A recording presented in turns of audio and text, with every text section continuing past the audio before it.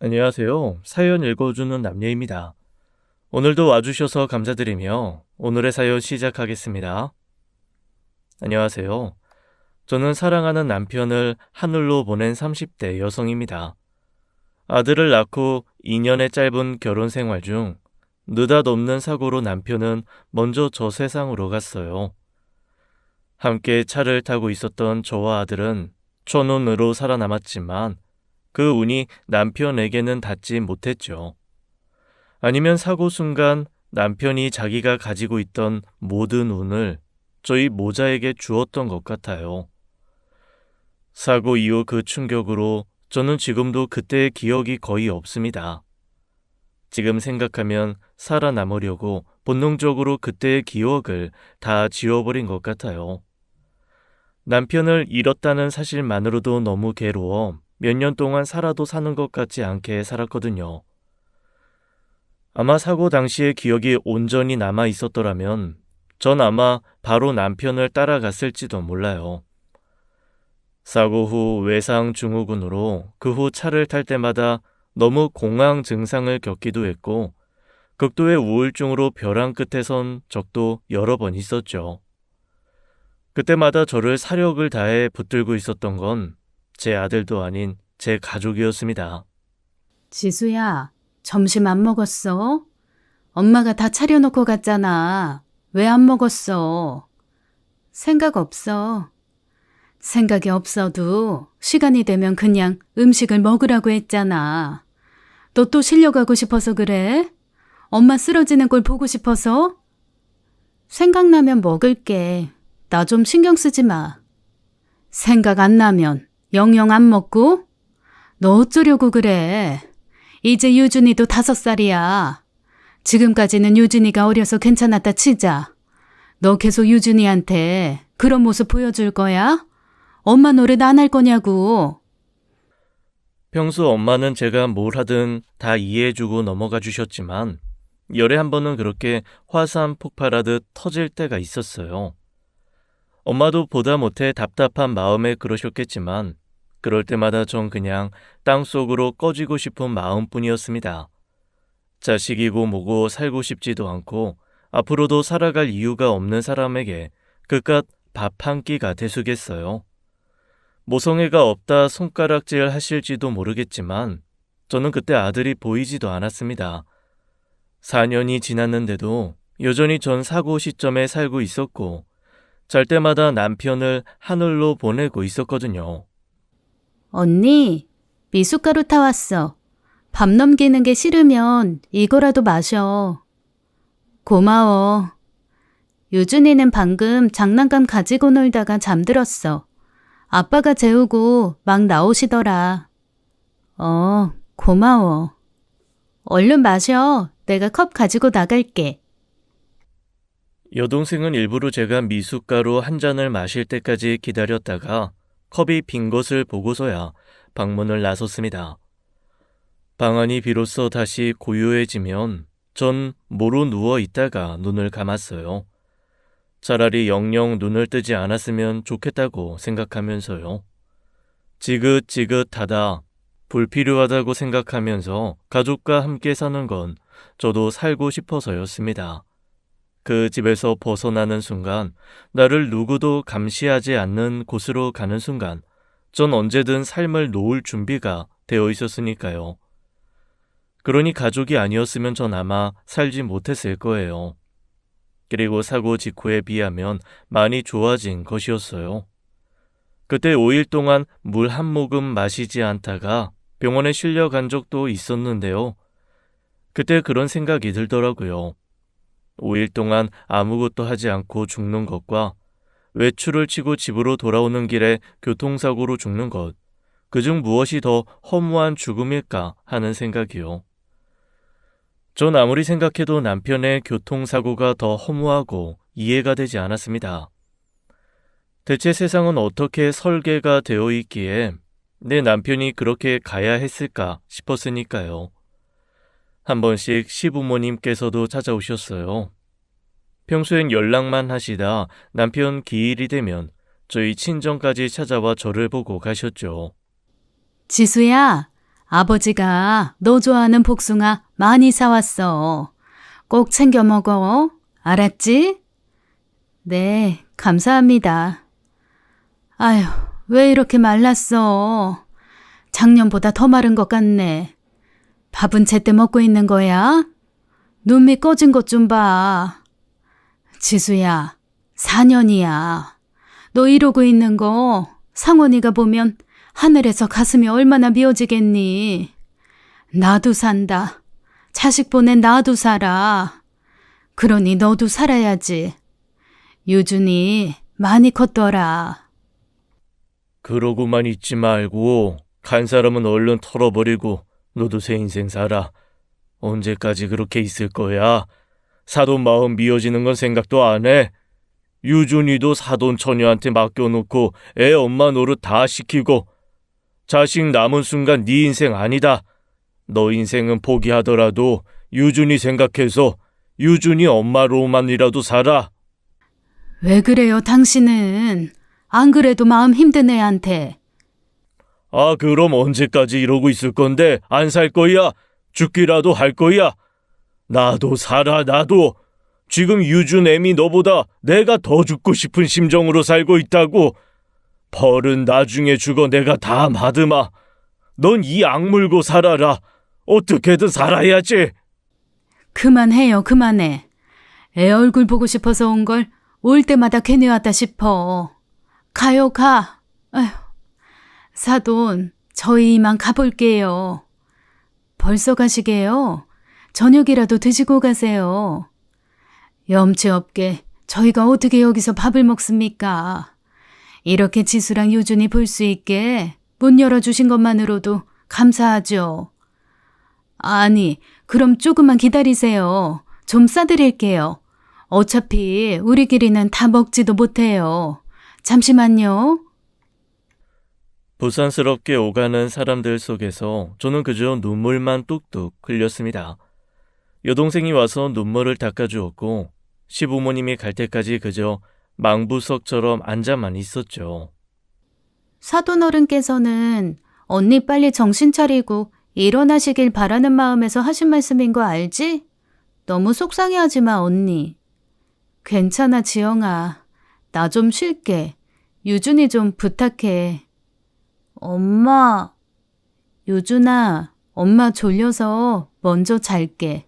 유준이도 할아버지랑 잘 자. 그때 저는 정말 이기적으로 살았습니다.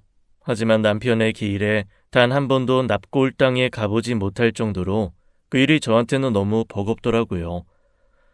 이 세상에 사랑하는 일을 떠나보낸 것이 비단 저뿐만은 아닐 텐데 다른 사람들은 대체 어떻게 그걸 버티고 살까 싶었습니다. 그러다 저도 별 수 없이 정신을 차리게 되는 계기가 생겼어요. 어쩌면 그 전부터 그런 계기는 많았는데 4년이란 시간이 흐르고서야 그런 것들이 눈에 보였던 것일지도 모릅니다. 화장실에 가려고 방에서 나온 어느 날이었어요. 여동생의 방에서 격양된 목소리가 들리더군요. 그래서 또 결혼 못하겠다고 한 거야? 임지영, 너 어쩌려 그래? 너 그러다 정원이 놓치면 나중에 네 언니 원망하려고 그래? 언니가 가지 말랬어? 언니가 너더러 유준이 파달랬냐고. 잔말 말고 날짜 잡아. 어떻게 그래? 언니 저러고 있는데 나까지 시집 간다고 나가버리면 엄마 혼자 언니 감당 가능해? 유준이까지 볼 수 있냐고. 그럼 네 언니도 저러고 살고 있는데 너까지 힘들게 사는 꼴을 나보고 보란 말이야? 지수, 유준이 다 내가 챙겨. 나도 있고 아빠도 있는데 뭐가 걱정이야. 정원이 기다릴 만큼 기다렸어. 2년 전에 결혼 없고 이번에도 안 한다고 하면 너 아주 그 집의 태역주인 되는 거라고. 내가 알아서 해. 여동생은 저 대신 제 아들을 돌보느라 결혼도 한번 미룬 상황이었습니다. 저는 그것도 모르고 있었어요. 결혼할 상대가 있다는 것만 알았지 그 이상은 생각지도 못한 거였죠. 저는 저 때문에 여동생이 자기 삶도 미루고 있다는 걸 알고 깜짝 놀랐습니다. 게다가 식구들이 모두 집을 비운 날 여동생 방에서 아들이 그린 그림을 보게 되었어요. 그런데 아들이 그린 웃는 가족들 사이 구석에 검은색 그림자처럼 놓인 사람을 보고 가슴이 철렁 내려앉았습니다. 저는 아들에게 마치 집안의 어둠이나 그림자가 된 것 같았죠. 나 혼자도 모자라 내 아들까지 식구들에게 맡기고 이건 좀 아니다 싶다는 생각을 그제야 하게 된 것이었어요. 이제 내 인생은 내가 알아서 하겠다. 그렇게 나서고 싶은데 그 첫걸음이 너무 어려웠습니다. 그때 여동생이 제게 넌지시 제안을 하더라고요. 언니, 나 이 앞에 카페 하나 차려볼까 하는데 나랑 카페 안 할래? 카페? 갑자기? 나 전부터 카페 하고 싶다고 했었잖아. 회사 그만두려는 건 아니고 아르바이트생 써서 작은 프랜차이즈 카페 한번 해볼까 싶어. 물론 나도 나가겠지. 근데 회사 다니면서 하기 쉬운 일은 아니니까 언니가 좀 봐주면 좋겠다 싶어서. 아, 그래? 물론 언니가 힘들다고 하면 안 해도 돼. 억지로 해달라는 게 아니라 남한테 맡기는 것보다는 낫지 않나 싶어서. 생각 좀 해볼게. 정말? 생각해볼 거야? 바로 결정하긴 좀 힘들 것 같네. 알았어. 그럼 생각해봐. 꼭이야. 동생은 제가 바로 거절할 거라고 생각했는지 호들갑을 떨며 나가서는 엄마한테 이야기하더라고요. 제가 하겠다고 했다면서요. 저는 그게 첫걸음이어야만 했습니다. 정말 삶을 끝낼 생각이 아니라면 제 가족과 아들을 위해서 언제고 일어서야 했어요. 제가 빨리 일어서야 제 가족들도 덜 힘들 테니까요. 하지만 막상 세상에 다시 나가려니 너무 두려웠습니다. 하나부터 열까지 아무것도 모르는 3살 어린 아이가 된 것 같았어요. 그도 그럴 것이 무려 4년이었습니다. 4년 동안 병원이 아니면 외출을 해본 적이 없어요. 우울증 때문에 다니던 정신과도 차를 탈 때마다 오는 극심한 공황 증세에 갈 수가 없을 정도였죠. 한동안 잠잠했는데 제가 다시 숨을 가쁘게 몰아쉬고 고통스러워하자 엄마는 처음으로 제 뺨을 후려쳤습니다. 여동생이 놀라 달려왔지만 엄마는 이성을 잃은 것 같았죠. 두 손을 제 목을 조르며 소리치는 거예요. 그래, 그냥 같이 죽자. 그냥 나랑 같이 죽어. 나랑 같이 노서방 만나러 가. 엄마, 왜 이래? 이거 놔. 언니 놔. 그러다 진짜 죽겠어. 이럴 거면 그냥 다 같이 죽어. 이게 사는 거야? 이게 사는 거냐고. 너만 노서방 잃었어? 사도는 자식을 잃고 유준이는 아빠를 잃었어. 그러고도 살아. 어떻게든 살아가려고 하잖아. 근데 넌 왜 그래? 왜 이렇게 부모 억장을 무너지게 해? 차라리 같이 죽자. 너도 죽고 나도 죽고 그래야 이 꼴 안 보고 살지. 그렇게 힘들면 엄마가 같이 가줄게. 응? 엄마 제발. 제발 좀 진정해. 언니 정신 좀 차려봐. 언니 괜찮아? 아빠 119 좀 불러줘. 병원에 가서 진정제를 맞고 나서야 저는 정신을 차렸습니다. 의식을 되찾은 채 눈을 감고 누워 있었는데 엄마가 울면서 그러시는 거예요. 미안해 지수야. 미안해. 엄마가 미안해 내 새끼. 어차피 이대로 죽느니 만도 못하게 사나 밖에 나갔다가 공황 증상으로 숨이 넘어가나 똑같았습니다. 죽을 것 같지만 절대 죽지 않는다. 그 생각 하나만 붙들고 살아보자. 그렇게 마음먹은 거였어요. 카페 오픈을 준비하는 동안 저는 용기 내어 세상에 첫 발을 디뎠습니다. 바리스타 학원에 가서 커피도 배우고 엄마와 함께 마트에 가서 장도 봤어요. 아들 어린이집 차량을 마중 나가기도 하고 아들과 키즈 카페도 가봤죠. 아들이 5살이었는데 아들과 처음 하는 게 정말 많았습니다. 아들은 처음에 제가 배웅해주는 등굣길을 어색해하고 저와 손잡고 가는 키즈 카페를 낯설어 했지만 차츰 밝은 웃음을 보여주더라고요. 유준이 담임 선생님이 그래. 요즘 유준이 웃는 날이 많아졌대. 부쩍 엄마 얘기를 많이 하던데 어머님 건강이 좋아져서 다행이라더라. 그래? 유준이가 더 밝아졌다니 다행이네. 엄마 아는 사람들도 다 난리야. 너무 보기 좋다고. 너 웃는 게 유준이랑 똑 닮았다더라. 지수야, 이렇게만 살자. 더도 말고 덜도 말고 딱 이렇게만 살아. 얼마나 좋니? 요즘만 같으면 엄마는 바랄 게 없어. 아닌 게 아니라 제가 밖으로 나오게 되면서 부모님께서도 많이 변하셨습니다. 표정도 밝아지셨고 습관처럼 쉬던 한숨도 줄었죠. 저도 정말 많은 노력을 했어요. 사람들을 만나면 환하게 웃었고 혼자 있을 때에도 실없이 습관처럼 웃으려 노력했습니다. 특별히 행복하거나 웃긴 일이 있지 않더라도 소리내어 웃으면 뇌가 착각한다는 이야기를 들었거든요. 그게 통한 건지 정말로 차차 괜찮아지는 것 같더라고요. 좋아진 컨디션으로 저는 동생을 도와 카페 오픈을 준비했어요.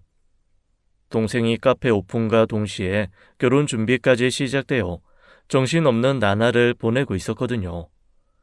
이렇게 살면 되는구나. 계속 이렇게만 살아보자. 그러던 어느 날이었습니다. 아르바이트생을 퇴근시키고 혼자 카페 마감을 할 때였어요. 저기... 네? 형수? 상규야, 여긴 어떻게? 카페 입구에 어정쩡한 모습으로 서 있는 도련님을 발견한 거예요. 결혼 전부터 남편과 셋이서 자주 어울리기도 했고 결혼 후에도 정말 가깝게 지냈습니다. 사고 이후로는 한 번도 연락한 적이 없던 터라 갑작스러운 방문에 저도 깜짝 놀랐어요. 형수, 이제 괜찮아요? 뭐 그렇지. 앉아, 커피 한 잔 줄까? 밤이라 커피는 좀 그렇고. 너 좋아하던 초코 쉐이크 만들어줄게. 잠깐만 기다려. 아니요. 저 금방 가봐야 돼요. 지나가는 길에 형수 얼굴 보이길래 얼굴이나 비춘 거예요. 형수, 좋아 보이니 됐어요. 너도 잘 지냈어? 저요? 좀 안 됐네. 얼굴이 많이 안 좋은데. 저야 뭐 그렇죠. 형수, 번호 좀 알려줄래요? 번호가 바뀐 것 같던데. 응, 그래. 내가 핸드폰을 바꾸면서 번호가 바뀌었어. 아버님, 어머님도 잘 계시지? 지난번 그 사람 기일에 왔다 가셨는데 그 후로 연락을 못 드렸네. 좀 더 괜찮아지면 연락드리겠다고 전해줘. 네. 근데 형수... 어? 아니에요. 연락할게요. 시동생은 뭔가 할 말이 있는 듯 몇 번이나 주저하다가 가버렸습니다. 이상하다고 생각은 했지만 제 상태가 일반적이지 않다 보니 제 눈치를 보는구나 싶었어요. 끔찍한 비밀과 음흉한 속내를 가지고 온 줄은 꿈에도 모르고 말입니다. 그렇게 뒷정리를 끝내고 집으로 돌아온 길이었어요. 오늘 카페 별일 없었어? 오늘 매출도 잘 나오고 괜찮았어. 맞다. 왜? 상규 왔었어. 너도 상규 기억나지? 상규? 언니 설마 노상규 말하는 거야? 노상규가 카페에 왔었다고? 어떡해? 별 생각 없이 시동생이 카페에 방문했다는 사실을 입 밖으로 꺼내자마자 여동생은 하던 일을 중단하고 벌떡 일어나 제 앞으로 오더라고요. 여동생은 과민한 반응에 어쩔 줄 모르는 저는 아랑곳하지 않고 이것저것 캐물었습니다. 뭐래? 노상규가 언니한테 뭐라 그랬어? 어떻게 왔대? 그건 잘 모르겠는데 엄마가 어머님께 말씀드려서 알게 됐겠지. 근데 지영아, 왜 그래? 너 좀... 아니, 노상규 그 자식이 그때 언니한테 너무 못되게 굴었으니까. 못되게 굴어? 그 사고 때문에? 아니야, 됐어. 언니, 당분간 카페 나가지 마. 카페는 내가 알아서 할게. 어? 갑자기 왜? 그냥 나가지 마. 나 먼저 들어가서 쉴게. 여동생은 급하게 자리를 피해 들어가 버렸습니다. 그때는 여동생이 제가 잃어버린 기억 속 시동생과의 불화를 언급하지 않으려고 하는 줄만 알았어요. 어떻게 보면 저랑 함께 사고가 났으니 시동생도 속상한 마음에 형의 죽음을 제 탓이라고 생각했을 수도 있잖아요. 그 일로 뭐 얼마나 제게 못되게 굴었는지 기억은 나지 않지만 여동생이 그렇게까지 반응하는 걸 보면 보통 갈등은 아니었던 것 같더라고요. 그래도 공과 사는 구별해야 하지 않나 싶어 다음날 출근하려는데 이번엔 엄마가 잡더라고요. 지수야, 유준이 데려다 주고 바로 집으로 들어와. 카페 가지 말고. 어? 엄마까지 왜 그래? 상규 왔다는 얘기 때문에 그래? 괜찮아. 표정도 괜찮고 나한테 해코지 하려고 하는 것 같지도 않았어. 시간이 많이 지났고 상규도 그때는 속상해서 그랬겠지. 우애가 얼마나 좋았는데. 그러자 엄마는 기가 막히단 표정으로 뭐라고 말을 하려다 됐다 싶은지 입을 다시 다물었어요. 그러면서 저 대신 아이 어린이집 가방을 챙기며 그랬죠. 됐으니까 일단 유준이 데려다 주고 와. 그리고 어린이집 선생님한테 한 일주일 정도 유준이 못 올 거라고 말도 좀 하고. 갑자기 왜? 다 같이 이모네 좀 갔다 오자. 간지도 좀 오래됐잖아. 이모가 너 보고 싶다고 하기도 하고. 제주도 이모 집? 갑자기? 너 좋아졌다니까 이모가 이것저것 해주고 싶은 게 많은가 봐. 일단 얼른 다녀와. 카페 가지 말고 곧장 집으로. 알았지? 엄마는 그렇게 몇 번이나 신신당부하셨어요. 전 사회에 나온 지 몇 주 되지 않은 새내기나 다름없어 마치 아이처럼 엄마 말을 들어야 했죠. 생각지도 못하게 일한 지 얼마 안 돼 제주도 휴가를 가게 된 거예요. 오랜만에 만난 이모에게 호사스러운 대접도 받고 바다를 보고 좋아하는 아들의 모습을 보면서도 어쩐지 찝찝했죠. 제주도에 간 지 3일째 되던 날 시동생에게 연락이 오더라고요. 형수, 카페에서 안 보이던데 무슨 일 있어요? 아, 잠깐 제주도 내려왔어. 이모 보러. 왜? 아니요, 시간 내서 카페에 찾아왔는데 형수가 안 보이길래요. 언제 와요? 다음 주쯤. 그럼 와서 연락 좀 해줘요. 시간 내서 얼굴이나 제대로 보게. 알았어. 그때였습니다. 갑자기 여동생이 저를 빤히 쳐다보며 묻더라고요. 누구야? 어? 아니, 친구. 친구 누군데? 경미 근데 너 왜 그래? 안 하던 짓을 하고. 노상규 아니지? 아니야. 그리고 상규면 뭐. 상규 이제 나한테 나쁜 말 안 한다니까. 하지 마. 상규 그거 양심이 있으면 언니한테 절대 연락 못 해. 언니 나중에 알면. 됐다. 아무튼 하지 마. 어? 제발. 여동생 눈치가 보여 애둘러 거짓말을 한 건데 여동생이 그렇게까지 나오니 연락을 안 하는 게 맞다는 생각이 들었어요. 물론 제가 먼저 연락한 적은 없었습니다. 그런데 그 뒤로도 몇 번이나 가벼운 안부 문자가 왔었어요. 한두 개는 무시하고 하나 정도는 간단하게 대답하던 차였죠. 그런데 그걸 또 여동생이 알게 된 거예요. 언니, 이거 뭐야? 왜 자꾸 노상규한테 연락이 오는 건데? 어? 아니, 그냥 한 번씩 안부 문자 오는 거야. 그렇다고 아예 무시할 순 없잖아. 무시하라고. 내가 이렇게까지 얘기하는데 왜 말귀를 못 알아먹어? 지영아, 너 좀 과하다는 생각 안 해? 지나간 일이잖아. 언제는 나보고 지나간 일에 얽매이지 말고 미래를 보고 살자며. 상훈 씨 그렇게 되고 괜히 화풀이 할 곳 없으니까 나한테 좀 뭐라고 했을 수도 있지. 난 그거 다 화풀이를 어떻게 해, 그 새끼가. 그것도 감히 언니한테. 뭐? 언니, 그 새끼는 지영아. 여동생이 참기 힘들다는 듯 뭔가 토해내려던 순간이었어요.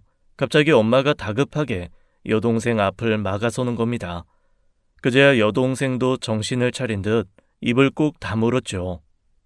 뭐야? 뭔데 말을 하다 마라. 무슨 말인데? 해봐. 내가 지금 이러는 거 이해할 수 있게 이야기해보라고. 그만해라. 지수 너도 얼른 들어가. 엄마 잠깐만. 얘 자꾸 전부터 너무하잖아. 임지영, 그래도 너 사돈이야. 아무리 그래도 그렇지 그 새끼라니. 너 정말 진짜 그 새끼 편들지 마. 내가 말했지. 연락하지 말라고. 그 새끼가 어떤 새끼인데. 형부가 어쩌다 그렇게 됐는데.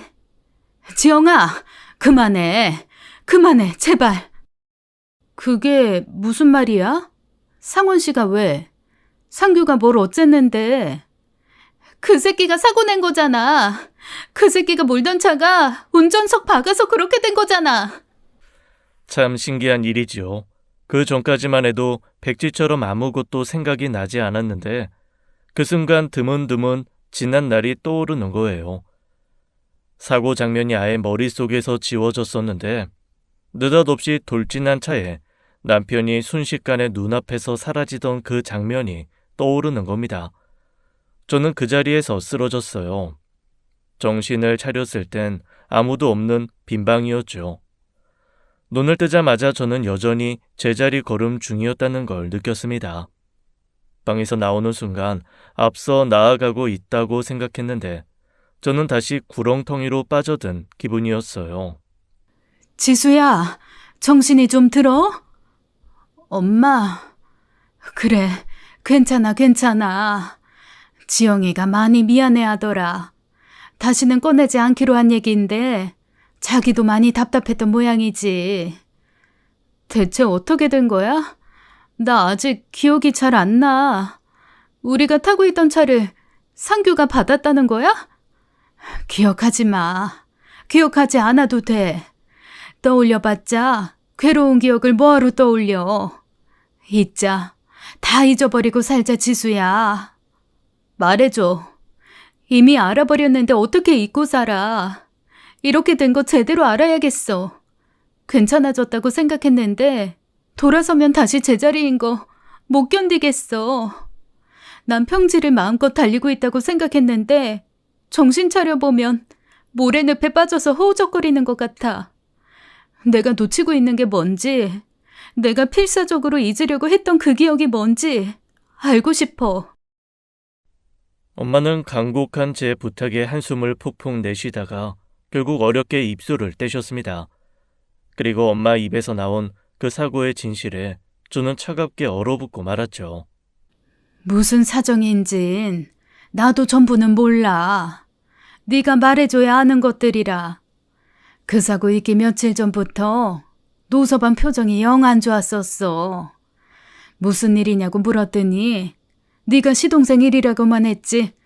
그때 나는 그저 시댁에 일이 좀 있구나 정도로만 생각했고 그건 아마 너도 마찬가지였을 거다. 노서방이랑 갈등이 있다는데도 너 우리 집에 와서 네 시동생 좋아한다는 보리굴비는 꼭 챙겨갔거든. 그런데 그러고 나서 며칠 후에 사고가 난 거야.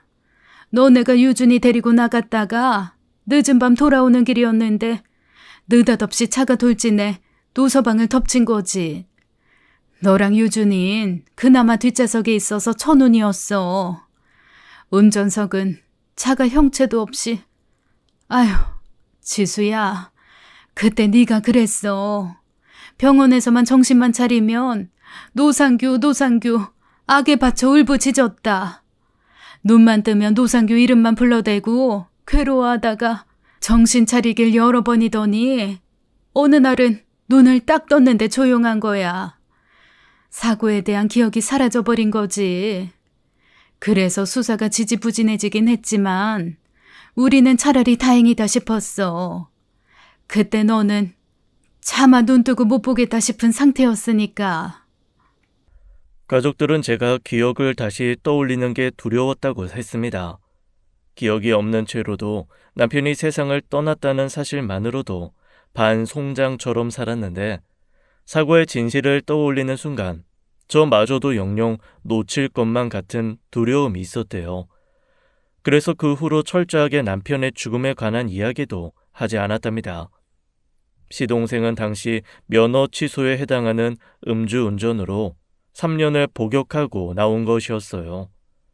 처음 여동생에게 그 사실을 듣고서는 그 자리에서 기절할 정도로 충격이었는데 이상하게 머리가 맑아지더군요. 안개 속을 걷다 안개가 맑게 거친 초원을 걷는 기분이처럼요. 그러니까 애써 상대하지 마라. 지영이가 그렇게 나오는 데는 다 이유가 있었던 거야. 양심이 있으면 네 앞에 얼굴 못 내밀지. 내밀더라도 바로 무릎 꿇고 용서를 빌어야지. 간 보는 것도 아니고 슬쩍슬쩍 찾아오고 연락해서 안부를 물어? 호랑이가 물어가도 시원찮을 놈. 으휴. 엄마도 다시는 연락을 주고받거나 상대를 하지 말라고 했습니다. 여동생은 다시 찾아올까 두렵다며 여전히 카페 출근도 못하게 했어요. 그런데 제가 하겠다고 했죠. 노상규 그 자식 또 나타날 거야. 언니, 그 자식 그냥 무시할 수 있어? 없잖아. 진짜 설마 언니 앞에 나타날 줄은 꿈에도 몰랐어. 일하고 싶으면 다른 일 알아보자. 내가 지인한테 부탁해서 다른 카페라도. 지영아, 나 괜찮아. 상규 문제는 내가 알아서 할게. 알아서 뭘 어쩔 건데. 그냥 상대하지 말라니까? 그렇다고 내내 숨어만 살아? 내가 왜 숨어야 하는데? 네 형부 그렇게 만든 사람이면 더더욱 그러면 안 되지. 내가 다른 데서 일하면 안 찾아온대? 만나더라도 더 이상 찾아오지 말아라. 양심 없냐? 너 때문에 내 남편 죽었으니 원망 사기 싫으면 머리카락도 보이지 말아라. 그렇게 말할 거야. 그때부터였던 것 같아요. 내가 더는 이렇게 살면 안 되겠구나, 뭐라도 해야겠구나 싶었던 것이요. 기억을 찾고 싶었습니다. 엄마 이야기를 들으면서 자꾸 마음에 걸리던 부분이 있었거든요. 남편과 시동생이 갈등이 있었다는 부분이요. 여동생의 우려에도 다시 카페를 나가기 시작했고, 아니나 다를까 며칠 후 시동생은 다시 모습을 드러냈습니다. 형수, 다시 나왔네요. 혹시나 하고 지나가는 길에 봤는데. 그래. 형수, 왜 그래요? 말 안 해도 이유는 알 것 같은데. 아니야? 형수, 설마 기억이... 왜? 기억 잃고 내 남편 죽인 시동생도 못 알아보고 웃어주니까 좋았어? 형수! 상규야, 모르면 모를까? 내가 알게 돼버렸으니 너 얼굴 이제 못 보겠다. 그러니까 찾아오지 마. 불편하고 불쾌해. 저는 시동생에게 확실히 제 의사를 밝혔습니다. 그러자 시동생이 갑자기 무릎을 꿇고 앉는 거예요. 카페 내에 고객들이 있었고 아르바이트생도 당황해 제 눈치를 살폈죠. 그런데 시동생은 아랑곳하지 않고 바닥에 납작 엎드려 그러는 겁니다. 잘못했어요. 잘못했습니다. 두고두고 후회했어요. 내가 왜 그랬을까? 술이 웬수다. 아무리 그래도 그렇지 어떻게 형을... 어쩌다가 하필 그 차가 형이 탄 차였을까? 하늘을 원망하고 또 원망했어요, 형수. 일어나. 남의 영업장에서 불편하게 하지 말고.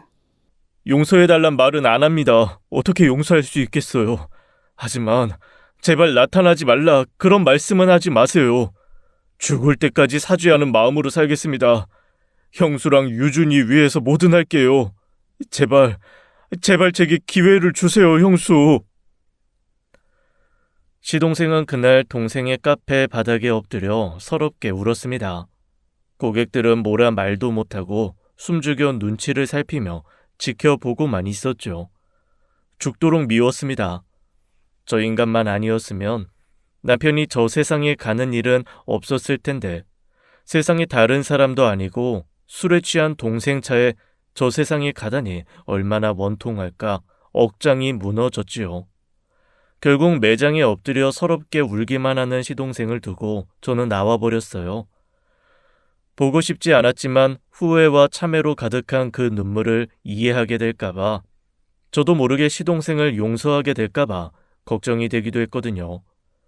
그런데 그 뒤로 시동생은 시도 때도 없이 얼굴을 보이더라고요. 어떻게 알았는지 아들 어린이집까지 나타나 하원시키는 저희 모자 앞에 나타나기도 했습니다.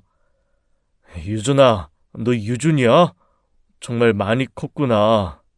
상규야, 내가 몇 번을 말해야 알겠어? 나타나지 마. 너 이런다고 해서 달라지는 거 없고 너 용서할 생각도 없어. 그냥 유준이가 보고 싶어서 그래서 왔어요. 얼굴만 좀 보고 싶어서.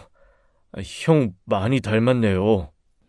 네가 정말 뉘우치고 살고 싶으면 그 입에 형은 올리지 말아야지. 유준이만 좀 보면 안 돼요? 나도 좀 살아야죠. 나도 숨통 좀 트이고 살 수 있게 기회 좀 줘요. 유준이한테라도 갚고 살게. 나도 미칠 것 같단 말이에요. 그때였습니다. 아이 하원 시간에 맞춰 나온 엄마가 그 광경을 보고 만 거예요. 엄마는 멀리서 시동생을 알아보고 믿기지 않는다는 듯 황당한 얼굴로 다가왔죠. 자네 사돈 총각 아니야? 어머, 세상에. 여기가 어디라고 나타나? 여기가 어디라고?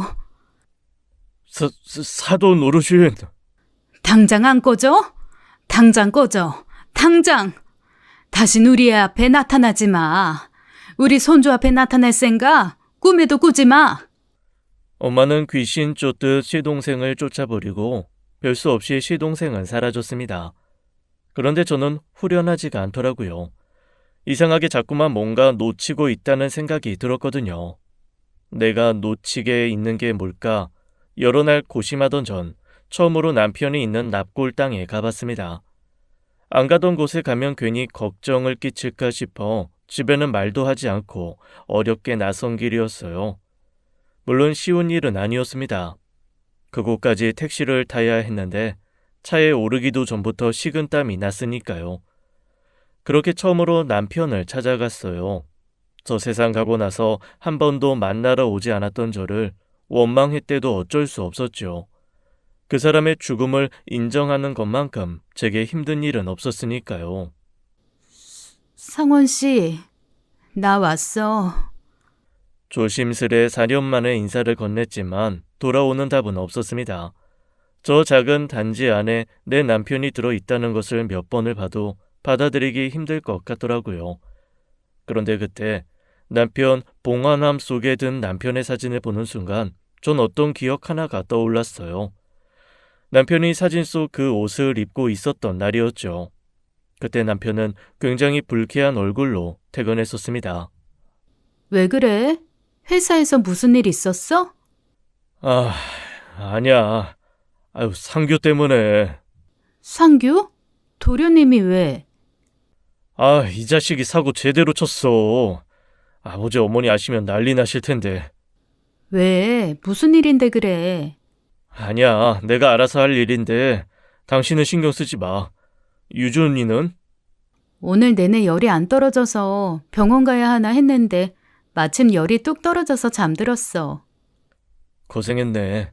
저녁 준비 못했지? 기다려, 내가 해줄게. 그건 희미하지만 확실한 기억이었어요. 남편이 시동생이 친 사고로 골치 아프다고 했었고 별일 아닌 것처럼 굴었지만 그게 아닌 것 같다는 생각은 했었어요.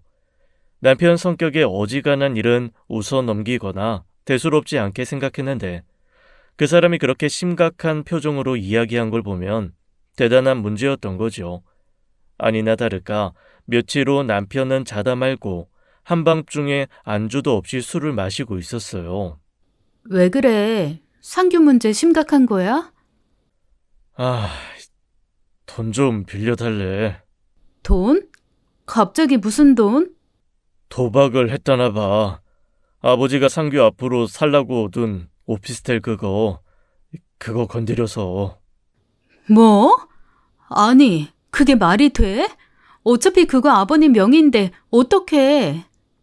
상규 그게 아빠 명의 휴대전화 쓰고 있잖아. 그래서 그게 쉬웠나 봐. 나도 잘은 모르는데 원래 그거 팔아서 반씩 나눠 우리 결혼할 때 보태주신다고 한 거. 우리 급한 거 아니라서 그냥 거절했었잖아. 상규 이사 문제도 있고 해서 번거로워서 거절한 건데 이럴 줄 알았으면 받을 걸 그랬어. 아니, 그래서 어쩌자고. 우리가 빌려서 해결할 수 있는 돈도 아니잖아. 말은 한 3천 빌려주면 자기가 어떻게 메꿀 수 있다는데 말이라도 확실히 해주면 모르겠는데 확실히 하지도 않고 다 잃은 것 아닌 것 같아. 3천만 있으면 해결된다는 걸 보면. 뭐? 아니야, 잠깐만. 아무래도 이상하지. 오피스텔에 담보대출까지 받아서 도박을 했는데 그깟 3천으로 해결이 된다고 했다고? 아무래도 이상해. 더 하려고 하는 거 아니야? 왜 도박하는 사람들 한 번만 더 하면 될 것 같고 그래서 더하고 그러다 수렁에 빠진다잖아. 설마 상규 그 자식이 그렇게까지 생각이 없으려고. 아니야, 여보. 일단 주지 말고 잘 달래서 이야기 좀 해봐. 그러다 호미로 막을 거 가래로도 못 막아. 남편은 제 말을 듣고 아무래도 그런 것 같다면서 일단 신중하게 생각해 보겠다고 했었습니다.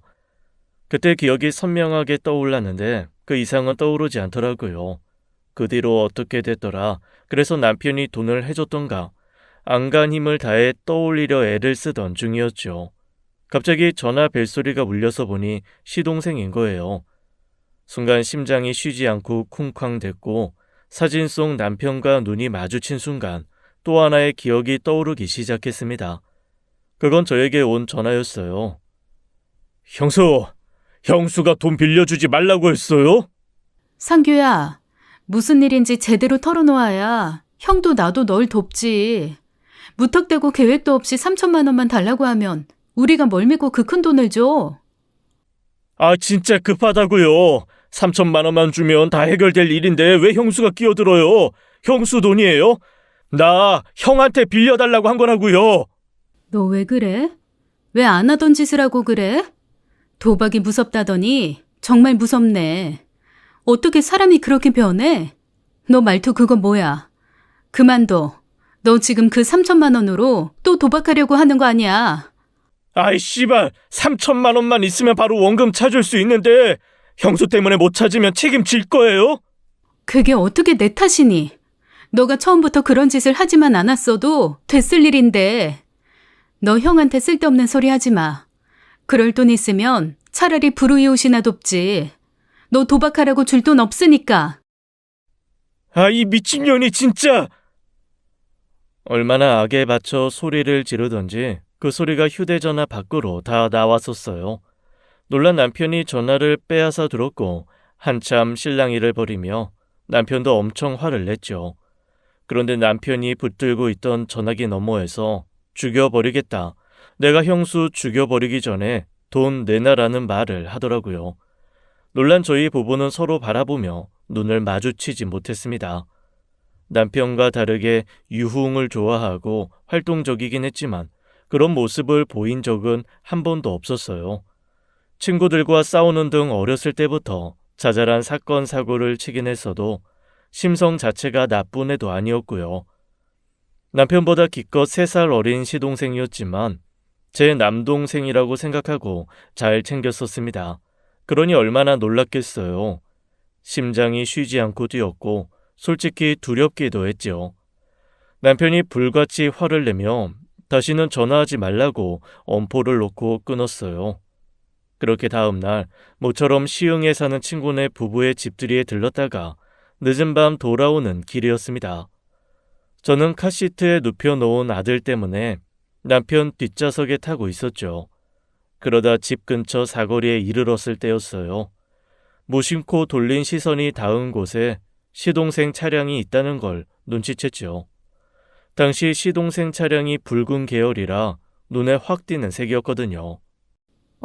상규인가? 멀기도 멀고 어두워서 번호판이 바로 보이진 않았지만 어쩐지 시동생일 수도 있겠다는 생각이 들었습니다. 상규? 상규가 이 시간에 여길 왜 오겠어?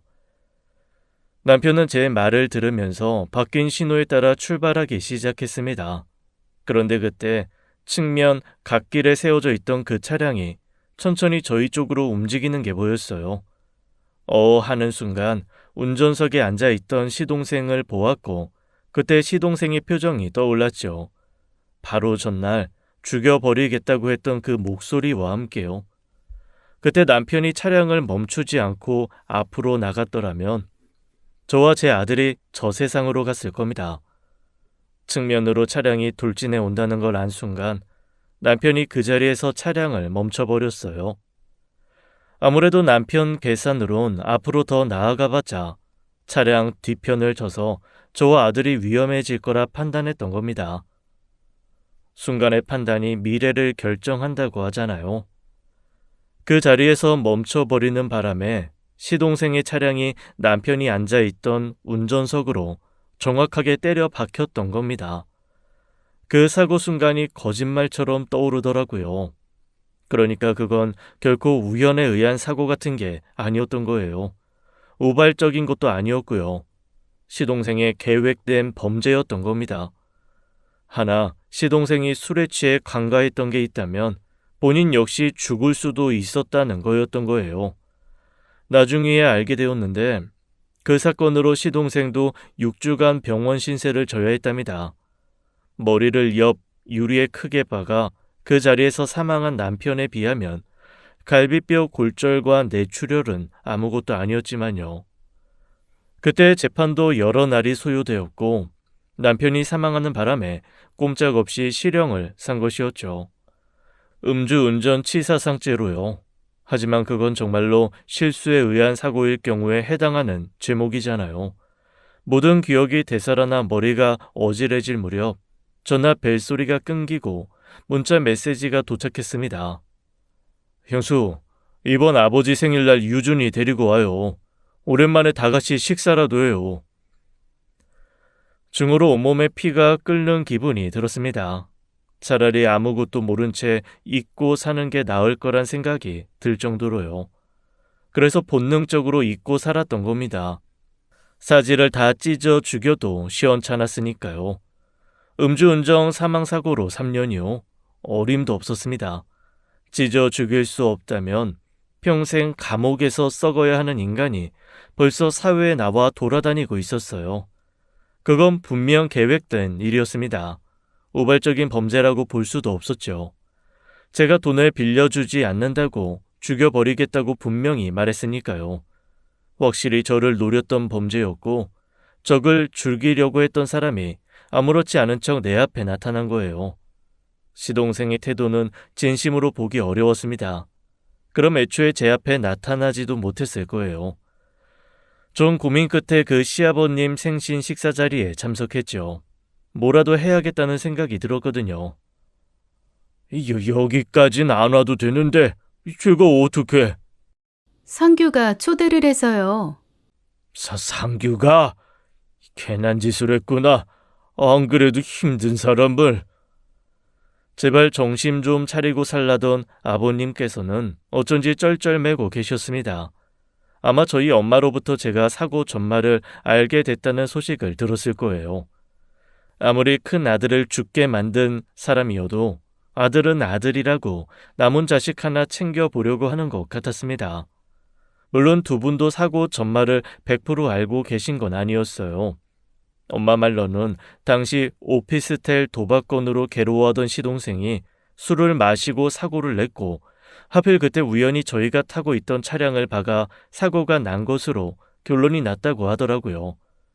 누가 봐도 이상한 것 투성이었는데 작은 아들이라도 살려보려던 시부모의 잘못된 사랑과 저라도 살려보겠다고 애간장을 녹이던 저희 부모님의 조바심이 그런 결론을 내게 한 거였습니다. 제가 사고에 대한 그 어떤 증언을 할 수도 없는 상황이었으니까요. 식사는 잘했어요.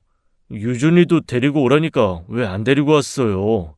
열이 좀 있어서. 애들은 자주 아프다더라고요. 응. 근데 형수, 어? 그때 썼던 핸드폰 있잖아요. 사고 전에. 그거 아직도 가지고 있어요? 순간 전 그 핸드폰이 아주 중요한 사건의 키 역할을 할 거란 확신이 들었습니다. 물론 조바심이 이를 그르치게 하곤 하는데 시동생은 마음을 졸이다 실수를 한 거였어요. 제가 전혀 생각하지 못한 것을 떠올리게 했거든요. 핸드폰? 글쎄, 없을 거야. 사고 나면서 망가졌다고 아버지가 바꿔왔거든. 근데 왜? 뭐 중요한 거라도 있나? 아, 그래요? 그때 있잖아요. 사고 나기 1년 전쯤인가. 형수 유준이 뱃속에 가졌을 때 다 같이 이 근처 계곡 가서 찍은 사진. 그게 나한테 없더라고요. 있으면 좀 보내달라고 하려고 했지. 아, 나도 그 사진은 없네. 전에 핸드폰에만 넣어놨어서. 아쉽네요. 신경 쓰지 말아요. 그냥 그때 형이랑 되게 재밌었던 기억이 있어서. 저는 집에 돌아오자마자 휴대전화를 찾았습니다.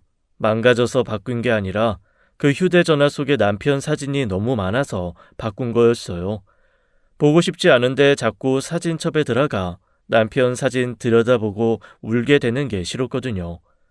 그래서 휴대전화를 바꾸고는 사진 한 장도 찍지 않고 지내 4년이 지났는데도 지금 휴대전화가 새 것처럼 말짱했죠.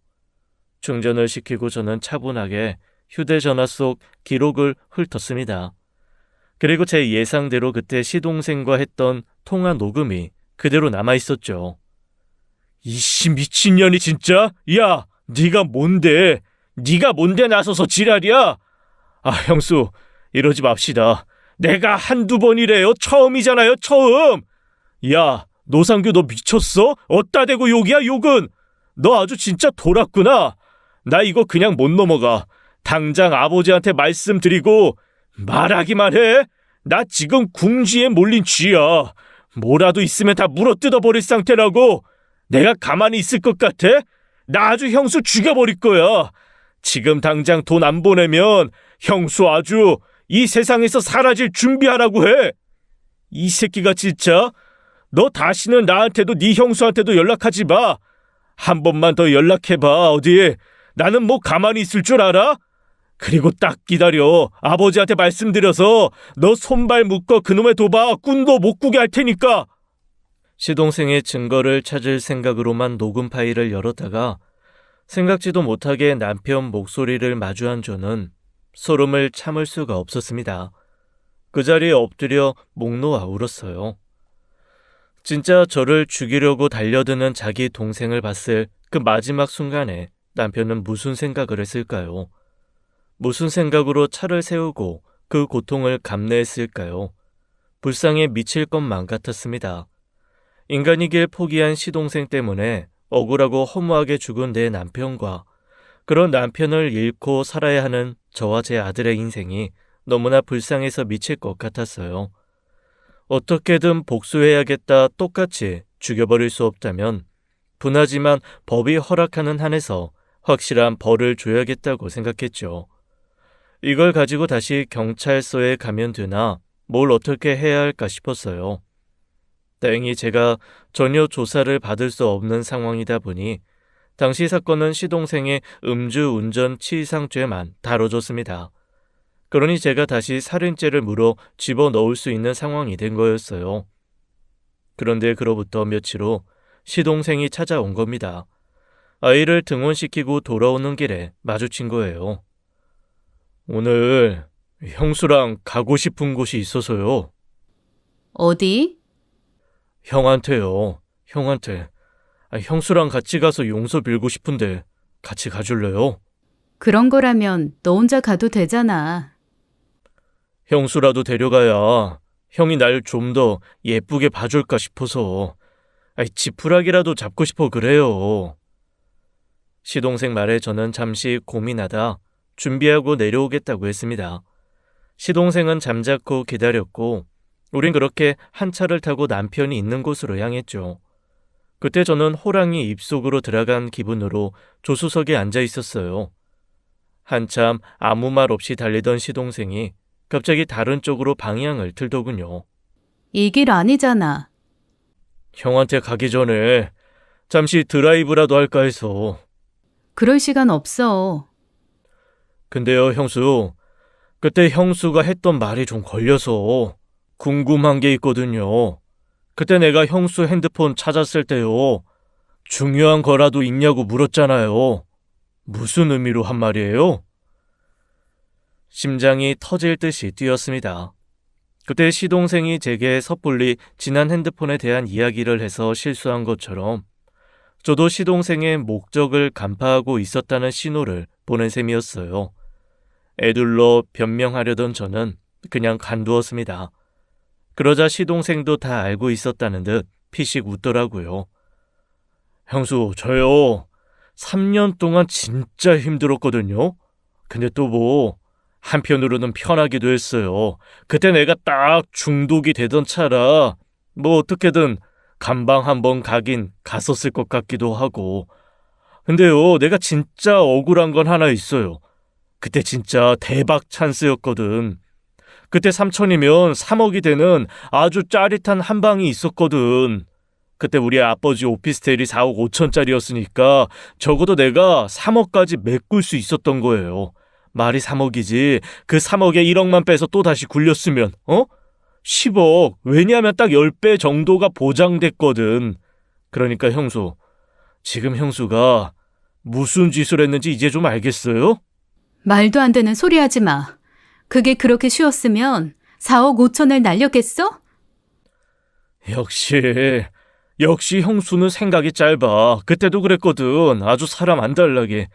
도박이 원래 그래요. 잃을 땐 잃고 딸 땐 따고 그 기가 막힌 타이밍을 아는 사람이 돈을 버는 거거든. 나는 그 타이밍을 알았고 그때 만약 내 손에 3천만 원이 들어왔다면 아버지 오피스텔도 찾고 형도 지금 우리 유준이 무럭무럭 자라는 거 잘 보고 있었을 거고 난 10억으로 잘 빠진 여자랑 애 낳고 오순도순 살고 있겠지. 방금 네 입으로 그랬어. 그러다 깜빵 한번 가도 갔을 거라고. 네 망상 속에나 있을 미래를 망쳤다고 내 탓하려는 거야? 아니, 넌 그 정신머리로는 분명히 한 번은 사고 쳤을 거야. 네 형이 너무 운이 없었던 거지. 너 같은 애 때문에. 그러게요. 망상이든 진짜 미래든 중요한 건 다 끝나버렸다 이거예요. 근데 지금 형수 눈빛이 예사롭지 않거든. 난 진짜 억울해 미칠 것 같지만 꾹꾹 눌러 참고 잘 살아보려고 하는데 형수, 지금 허튼 생각하는 것 같다는 확신이 들었거든요. 지은 죄가 있으면 제대로 벌 받아야지. 말했잖아요. 벌 받았다고.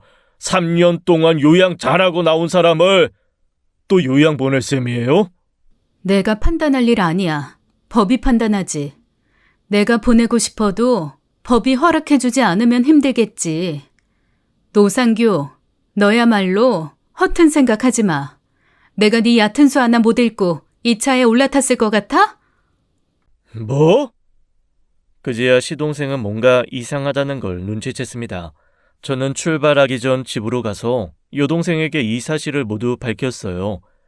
혹시 모를 일을 대비해 여동생에게 제 위치 추적이 가능한 어플을 깔아두었고 여동생이 시간차를 두고 따라서 남편 납골 땅으로 향하고 있었죠. 그리고 행여 중간에 다른 길로 접어들면 그땐 신고하라고 해두었고요. 그때 제 휴대전화로 전화가 울렸습니다. 여동생이었어요. 씨발 받기만 해? 받든 안 받든 결과는 똑같아. 괜히 힘 빼지 말자. 받기만 해? 시동생은 차를 거칠게 몰며 속도를 냈어요. 그때 뒤에서 경찰차가 따라붙었고 차를 멈추라고 쉬지 않고 경고하고 있었죠. 겉으론 태연한 척했지만 솔직히 그때 죽을지도 모른다는 생각을 했습니다. 이미 벼랑 끝에 선 시동생이 무슨 짓을 할지 아무것도 예측할 수 없었으니까요. 그런데 그때 문득 남편이 떠오르더라고요. 이판사판 설득이 안 된다면 하고 싶은 말이나 다 하고 가자. 그런 마음이었어요. 그때 상원 씨는 무슨 기분이었을까? 뭐? 내가 너 도박에 빠진 것 같다고 했을 때 그래도 상원 씨는 너 믿었거든. 너가 나한테 욕짓거리하고 전화를 끊었을 때도 아버님께 말씀드리지 않고 도박 중독 치료센터부터 찾아보던 사람이었어. 그런데 그런 동생이 차를 몰고 달려드는 걸 봤던 그 마지막 순간에 상원 씨는 무슨 기분이 들었을까? 닥쳐! 어렸을 때부터 둘도 없는 형제처럼 자라 나 유준이 그리고 세 번째가 동생이라고 했던 사람인데 닥치라고! 부모는 내가 지킬 수 없는 사람이지만 동생은 어렸을 때부터 내가 지켜야 할 1호였다고. 아이 씨발 그만하라고! 시동생은 결국 차를 멈춰 세웠습니다. 그리고 핸들에 머리를 쉴 새 없이 박으며 소리를 질렀어요. 악마의 탈을 썼어도 사람인데 시동생이라고 과연 고통에서 자유로웠을까요?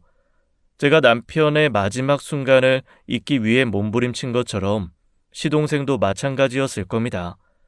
시동생이 고통스럽게 울부짖던 사이 경찰과 여동생이 차례로 따라붙었고 저는 무사히 빠져나올 수 있었어요. 시부모님께도 이 모든 사실을 솔직하게 밝혀야 했습니다. 결국 시동생은 징역 15년이라는 무거운 형벌을 짊어지고 다시 들어갔죠.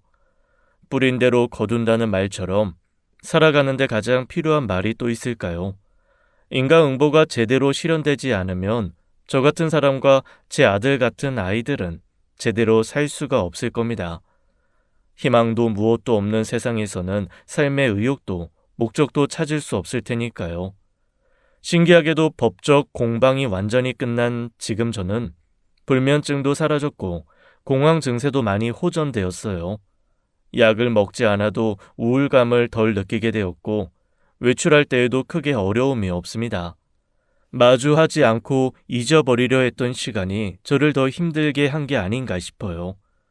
누군가 복수는 또 다른 복수를 불러온다고 했지만 비로소 복수가 끝나고 나서야 저는 부모님의 딸로서, 여동생에게 언니로서, 그리고 아들에게는 엄마로서 설 수 있게 되었어요. 4년을 주저한 만큼 앞으로 나아가기 위해서 더 많은 준비가 필요하지만 이제는 비로소 앞으로 나아가 보려고요. 저를 보호하기 위해 마지막 순간에 최선을 다한 남편을 위해서라도 꼭 그럴 거예요. 지금까지 사연 읽어주는 남녀였습니다. 끝까지 함께 해주신 여러분 감사드리며 저희는 다음 사연으로 돌아올게요. 감사합니다.